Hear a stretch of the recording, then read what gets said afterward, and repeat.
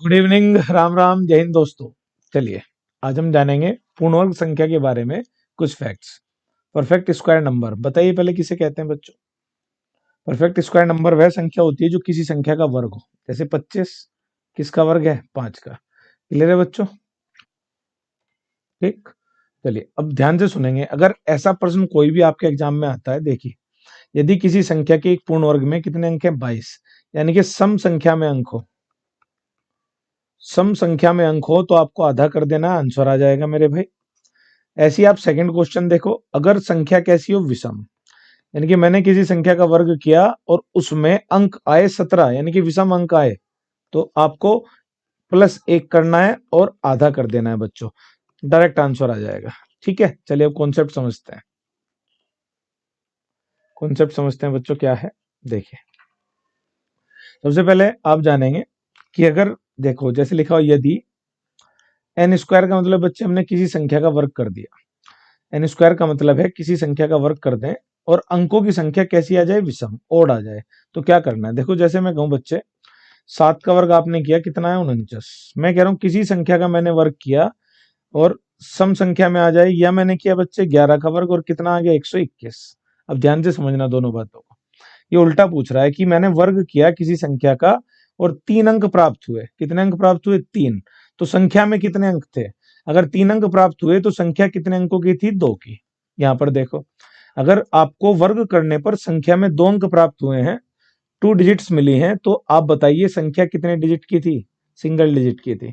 Clear है? तो ये कैसे ज्ञात करेंगे? अगर बड़ी संख्याएं दे दे बच्चे, जैसे मान लो मुझे कह रहा है कि मैंने किसी संख्या का वर्ग किया और 19 अंक मिले उस संख्या में। भाई वर्ग करने पर जो संख्या मिली उसमें 19 अंक मिले, तो आपको ये बताना उस संख्या कितने अंकों की थी। तो डायरेक्ट कर सकते हैं मेरे भाई, आप डायरेक्ट बता सकते हैं। ध्यान से सुनना कॉन्सेप्ट क्या है।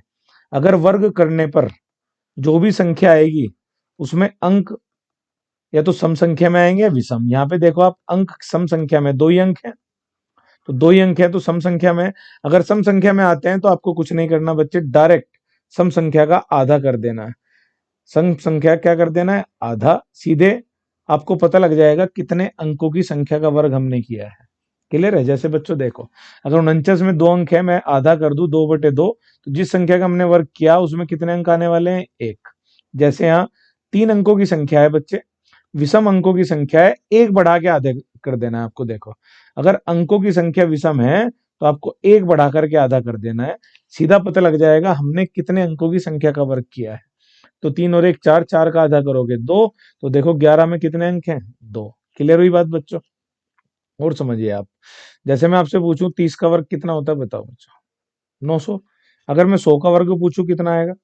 तो आप कहेंगे 2 जीरो है, 4 जीरो हो जाएंगे। तो आप मुझे एक बात बताओ, यहाँ कितने अंक हो गए? 5। 3 और 2 5 अंक। यानी किसी संख्या का वर्ग करने पर अगर 5 अंक मिले हमें, तो कितने अंकों की थी? विषम संख्या में अंक है तो 1 बढ़ा के आधा कर दो। 6 का आधा कितना आ गया? 3। आप यहाँ बताओ, अगर मैंने देखा यहाँ पे फिर से विषम संख्या है 3, 3 में 1 बढ़ाओ, आधा कर दो। 4 का आधा 2, यानी कि जिस संख्या का आपने वर्ग किया था उसमें कितने अंक मिलेंगे? 2। क्लियर है बात बच्चों? चलो अब आप क्वेश्चन देखें। जैसे इसको डायरेक्ट क्यों किया तब समझ में आ जाएगा आपके। अगर किसी भी संख्या के एक पूर्ण वर्ग में, यानी कि आपने वर्ग कर दिया, कितने अंक आए? 22। तो बताइए कितने अंकों की संख्या थी? तो आप आधा कर देंगे, आंसर आ जाएगा। अगर सेकंड क्वेश्चन देखूं, विषम अंक है कि वर्ग करने पर 17 अंकों की संख्या मिली, तो कितने अंकों की संख्या का वर्ग किया आपने? बस विषम है तो 1 बढ़ा के आधा कर देना।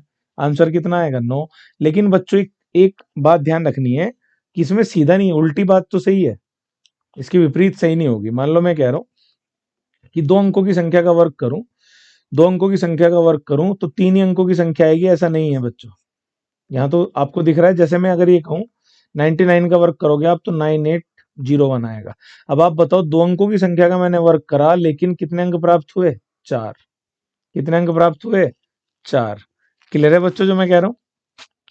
तो हम सीधा नहीं बता सकते, उल्टा बता सकते हैं कि अगर 4 अंकों की संख्या हुई तो पक्का 4 सम संख्या है तो 4/2 2 ही अंक मिलेंगे। अच्छा 3 थे तो विषम है तो 1 बढ़ा के आधा कर लेना। हम उल्टा बता सकते हैं, सीधा नहीं बता सकते। चलिए, थैंक यू।